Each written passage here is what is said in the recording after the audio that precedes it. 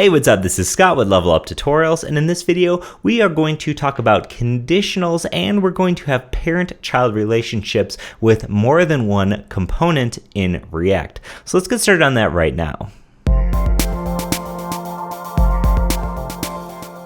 Okay, so in this video, we're going to accomplish a couple things. We're going to create another component, we're going to pass in a couple of values, and we're going to do some conditional statements. Now, you might be used to how you normally do conditional statements within other things like Angular or any other sort of framework or anything like that. However, conditionals in React, you can do them that way. However, it's actually a good practice to do them a little bit differently. So we're going to talk about that as we get into this video. So let's go ahead and first we're going to create another component. So we have this hello world create class. Let's go ahead and just simply copy this. I'm going to copy this, and it's going to be very similar to this hello world. So we can just leave this as, this can be an individual. So this can just be a person. Okay, for now, we're just going to simply be passing in, instead of this.props.name, we're going to actually be calling our new person inside of here and pass in name to that. Now, this may seem overly abstract and sort of unnecessary, especially because we had hello name coming out here, but this is just really to illustrate how data goes down through components rather than up through components, right? So it's always going to go from parent to child and not the other way around. So let's go ahead and have some fun here. What we're going to do is we're going to add another prop type to this one. I'm going to get rid of this is required because we don't need it. And we can have comma here, and we can say is person. Now this is going to be a react.proptypes.bool. Okay, so this is going to be a Boolean. Now this is going to decide whether or not this is a person or not. If it's a person, we're going to render hello the person's name. If it's not a person, we're going to render hello world. Okay, so let's go ahead and first deal with the situation where this is going to be a person. So we want to say is person is equal to, and then now to make sure that this is an actual Boolean and not a string of true, you have these two brackets, and that allows us to have JavaScript inside of here. So is person is equal to true. Now let's work on our person object, right? And we can leave this default name, that's fine.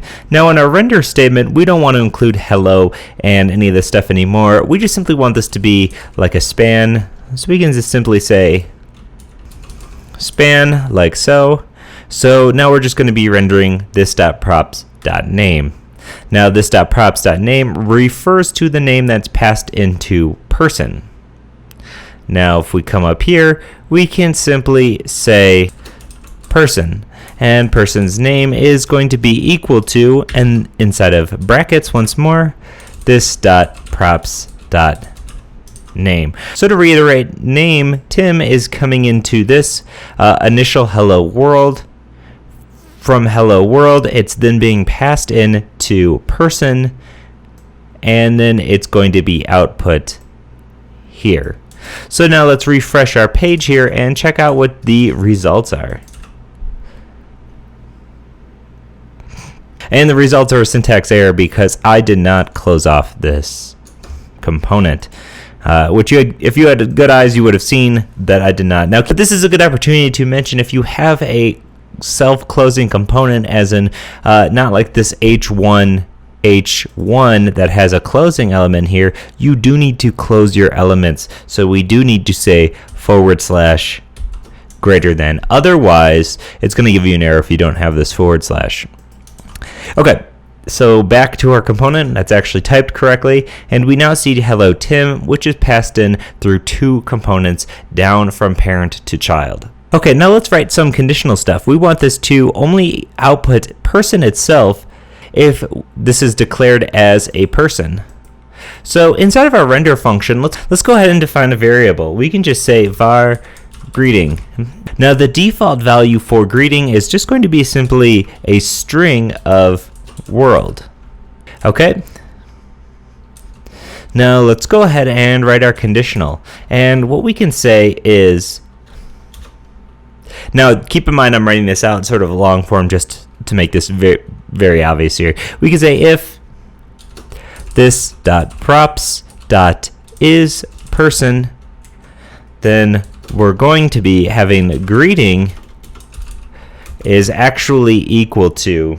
Now this is the fun part. What we can do is have two parentheses here, and we can paste in person's name here. I'm going to cut this from here and say person's name. So now here within our hello, what we can simply have is bracket, bracket, like so, and we can say greeting. So by having greeting inside of these brackets, it's using the variable here greeting, and if this dot props dot is person was equal to false, it would never set this to this person's name. Now you might be wondering, why the heck would we do it this way instead of having the conditional inside of our template or inside of our return statement or something like that? Well, this way the return is what's rendered. And if we don't need to render the person component, which is an entirely another component, we don't have to. We would only be rendering a string. So if this dot props dot is person is equal to false, it's not going to go through the process of rendering this component at all, this person component. So to verify this is working, head to our browser, refresh. It still says hello Tim. If we were to come back to our code, let's head down here. Is person false? Let's see. This is false. This is not even close. Okay, false. It's not a person. We refresh. And even though we're passing in Tim and Tim is being passed down, it is rendering hello world because of that conditional. Okay, so we now have illustrated conditionals in our JSX, and we have some parent-child passing of props. So keep watching as we grow our React skills into something a bit more practical in the next few videos. As always, this is Scott with Level Up Tutorials. If you have any questions or comments, leave a comment in the video or hit me up at Twitter or Facebook at Level Up Tutorials. I'd love to hear from you. Also, if you feel like supporting Level Up Tutorials, check out Level Up Pro. It's a subscription service from Level Up Tutorials that right now just allows you to view the site without ads and allows to download videos. However, in the very near future, as in later this week, there is going to be premium content available for Level Up Pro users, and that premium content is only going to grow monthly. So as always, thanks for watching, and I'll see you in the next one. Bye.